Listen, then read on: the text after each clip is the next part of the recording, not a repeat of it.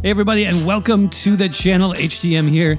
In this video, we're talking about the current state of classes in the Elder Scrolls Online in 2020, and specifically where we're at in terms of class identity. Last year in 2019, the ESO developers made some pretty big promises having to do with improving class identity for specific classes like Sorcerers and Dragon Knights, and yes, changes have been made since then, but the question is, were those changes actually good? Do all classes now really have their own unique skills, passives, and play style that are equally fun to play? Do they have a true class identity? And if not, what else still needs to be done to fix it? Of course, these are just my personal opinions on the topic, and I would love to hear what you have to say about classes in ESO down in the comments section below. Let us know what your favorite classes are, if they really seem unique to you, and whether or not you think improvements still need to be made. With all that said, let's check out one of my favorite classes in the game, both for stamina and magicka builds, and I'll explain why this class works so well for any playstyle in ESO. Many people ask me what my favorite class to play in the game is, and I don't think I have one specific class that I prefer over all the others, but I do find that I play one particular class sometimes more than the rest. That class, as you can probably see from the background clips, is the Templar class. So if you've watched my channel at all over the past few years, you know that I post Templar class builds pretty much all the time. I have solo builds for Stamina and Magicka Templar, a VMA Magicka Templar build, a hybrid PvE Templar, Stamina and Magicka based PvP Templar builds. Now, I don't have any videos for Templar tanks or Templar healers yet. I might eventually, because in my opinion, the Templar class can do almost any content in the game, and they do it really well. Not only that, but the Templar class doesn't feel boring to me, no matter what role or environment I'm playing in. Unlike some classes that are only strong as a Stamina or a Magicka focused build, both the Stamina Templar and the Magicka Templar have very strong playstyles, both in PvE and in PvP, and they feel unique. Now, recently I came back to PvP after a good 2 or 3 month absence from PvP content 100%, and the class still feels good to me. It feels like I'm playing a Templar, and I know it's hard to put that feeling into words, but I know what that feeling translates into. It means the Templars have strong and unique class identity in ESO, and they have for a long time. You know, I think if there was ever a meta class in ESO over the entire game's lifespan, I'm not talking about recently because I know Necromancers is a big thing right now, especially Stamina Necromancers, but when you look at the entire lifespan of the game, starting at the beginning, the Templar class has always been a very strong class. And actually, that's not a bad thing. What I mean is there's obviously some things that the game developers did to the Templar class early on and throughout that have worked and are still working even in 2020. And we should be looking at those things and trying to apply them to the other classes that don't feel as strong or as unique as the Templar. I'm talking specifically about, Stamina Sorcerers, Stamina Dragon Knights, even Nightblades to an extent, these classes that either lack some identity or are losing identity, but we'll talk about those in a minute. For now, let's look at what makes for a strong Magicka and Stamina class, with the Templar class as our example. So why does the Templar class work really, really well for both Stamina and Magicka builds in PvP or PvE, pretty much no matter what the circumstance? Well, I think it comes down to 3 main factors. One is having a unique class spammable skill that has both a Magicka and a Stamina morph. That's important. 2 is going to be unique and powerful class buffs and debuffs. And I think the third thing that's important is just good class passives. So let's look at how the Templar class checks off all 3 of these in a strong way. Number 1, the class spammable skill. This is a no-brainer. Templars have arguably the best class spammable in the game when you look at binding jabs and puncturing sweeps, the Stamina and Magicka morph respectively. They're both very strong. The Magicka morph heals you, the Stamina morph increases your crit chance, and both morphs do AoE damage, they snare the target, and they provide both passive damage reduction through minor protection, as well as potential extra burst damage through the Burning Light passive. Overall, Templars are getting so much out of their class spammable, in my opinion, and that skill is really overshadowing a lot of other class spammable skills in the game. I'm not saying that it needs to be nerfed. What I'm saying is that let's look at this in terms of how we can improve other class spammables, or if other classes even have a spammable to begin with. Now, looking at that second factor, which is unique class buffs and debuffs, there's just so much here as well for the Templar. I mean, on Stamina Templar, you have Power of the Light. This is really good for reducing enemy armor. It also increases your own burst potential. You have Repentance, giving you healing and stamina back.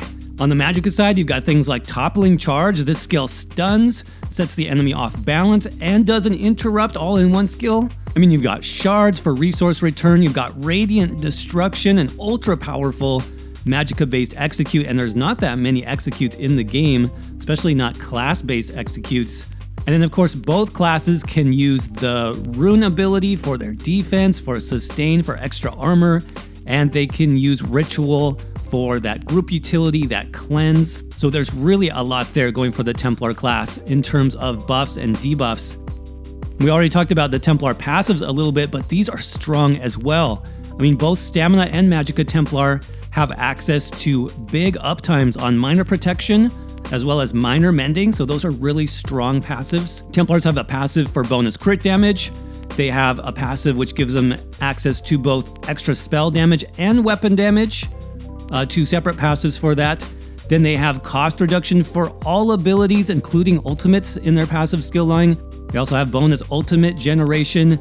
So yeah, Templars are pretty solid in the passive department as well.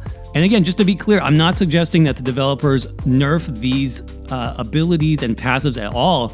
Instead, what they should be looking at is using the Templar class as a blueprint for how to do class identity the right way. Now, I do also think that some other classes are pretty close to this, and on that list is going to be Wardens and Necromancers.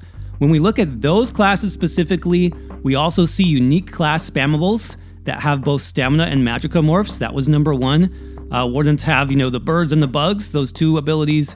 Necromancers, of course, have the skull ability as well as blast bones. We see lots of unique buffs and debuffs on these classes, as well as strong class passives. Now, I do think Wardens and Necros both need some improvement within the class lines itself to balance out Stamina versus Magicka builds.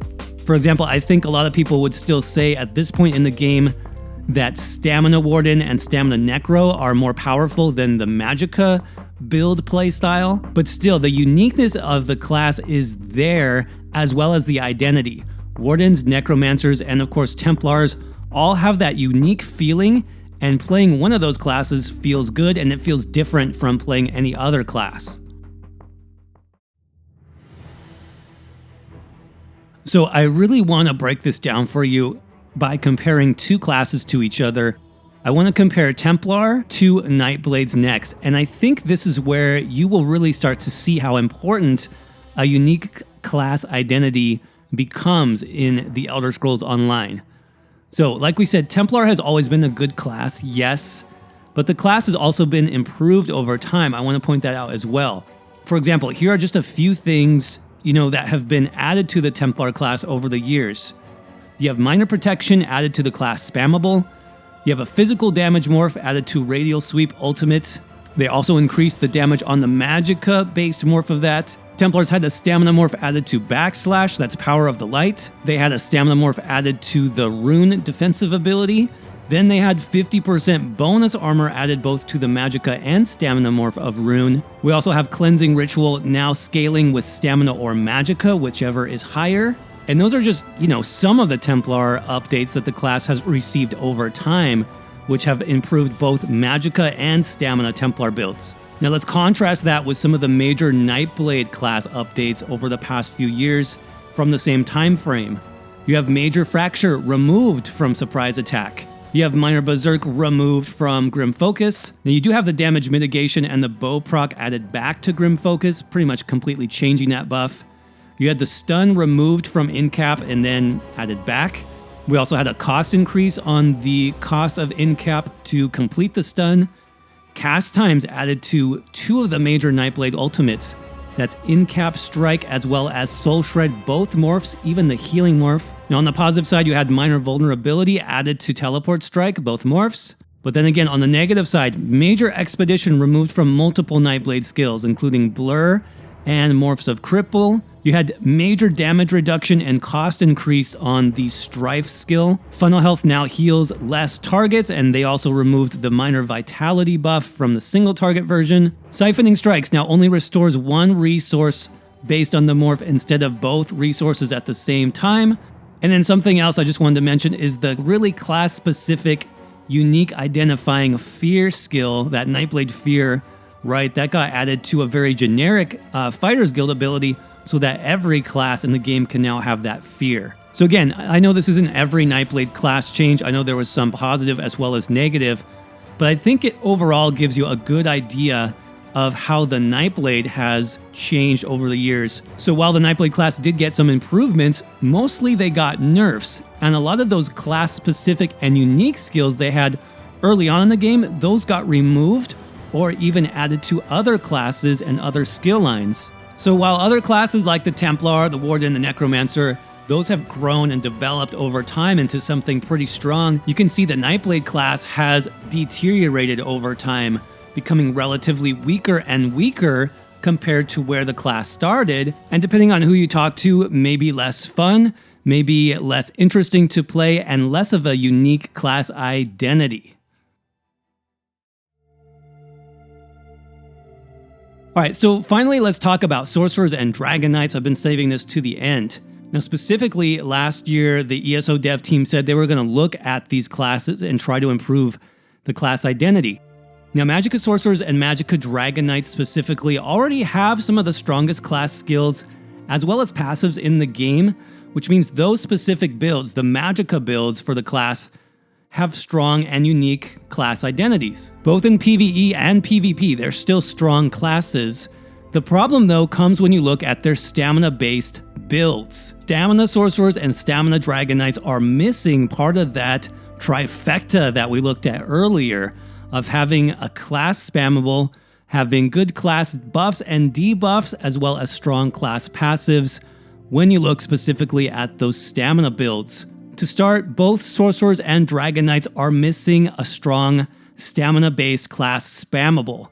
Now yes, DKs did get an update to Stonefist recently, which makes it a spammable skill, but I think the devs really missed the mark on this one. First of all, no other class has a stamina spammable from a completely different skill line and a completely different skill than the Magicka spammable. This is just a weird way of handling it in my opinion, and you run into some problems from a balance standpoint because you can't tune the passives to buff that class spammable for both builds if each version of the spammable is in a different skill tree. You know, Lava Whip is in Ardent Flame, and then Stonefist is in the Earthen Heart skill line. Why Stamina DKs never got a Stamina Whip morph, I don't know, but I do see that as a missed opportunity. Now, Sorcerer is also another story completely. First, I think you could argue that Magicka Sorcerers maybe don't have a class spammable as well, and it forces them to use, Force Pulse or Elemental Weapon in that place.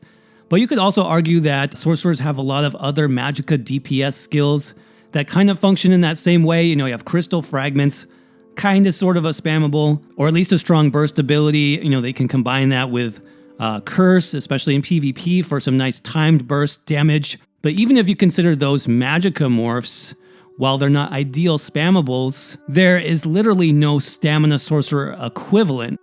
There's no equivalent to Crystal Frags on the Stamsorc. There's no equivalent to Curse on the Stamsorc.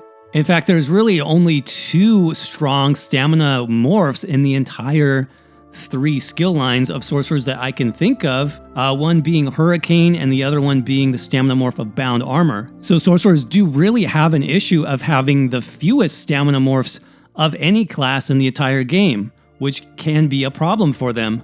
And yes, ZOS did try to change this with recent updates to Bound Armor, as well as the Summon Clan Fear, but again, not much of this feels better or even more unique than it was before. The new Bound Armor, it looks really good, but it's just kind of similar to the Nightblade's Grim Focus skill, so it's not unique necessarily. It doesn't add enough burst to be really a game changer, especially in PvP situations. And the new Clan Fear Morph, that's even a little bit more confusing change when you really look at it. Now the skill scales with stamina, but it still costs magicka. I'm not sure why they would do that. And it still has to be double barred. This is another big opportunity, in my opinion, to improve the Stamina Sorcerer as a class. You know, Stam Sorcs lack a lot in the buff and debuff department, so adding some of those to the stamina abilities would make a huge difference. For example, if you took that Clan Fear, you made it cost stamina, but also actually made it do something unique, maybe an AoE stun or an AoE major fracture, Stamina Sorcerer could really benefit from, and then I would consider using that ability.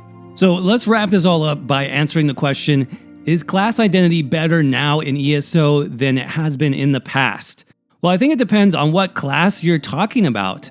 Templars, Wardens, and Necromancers have it better in my opinion, while Nightblades, Sorcerers, and Dragon Knights can be fun to play, but don't expect them to always have good options for both stamina and magicka builds. Of course, that's just my opinion. I could be completely wrong on this. Feel free to let me know what you think down in the comments section below. I would love to get your take on this now. What is your favorite class now in terms of class identity in ESO, and why? What makes your class unique? And if you don't think your class is unique enough, how would you change that? How could it be improved? As always, if you enjoyed the video today, don't forget to crush that like button. Make sure you subscribe to the channel for future ESO discussions, guides, as well as weekly build videos I put out. If you're interested in supporting the channel, there is that join button. Click on that for more information. Links to my social media are in the description below. Make sure you follow me. I do post random ESO thoughts and videos and previews of what I'm working on. As always, thank you so much for watching. I hope you have a great day. Take care of yourself out there, and I will see you around in the next video.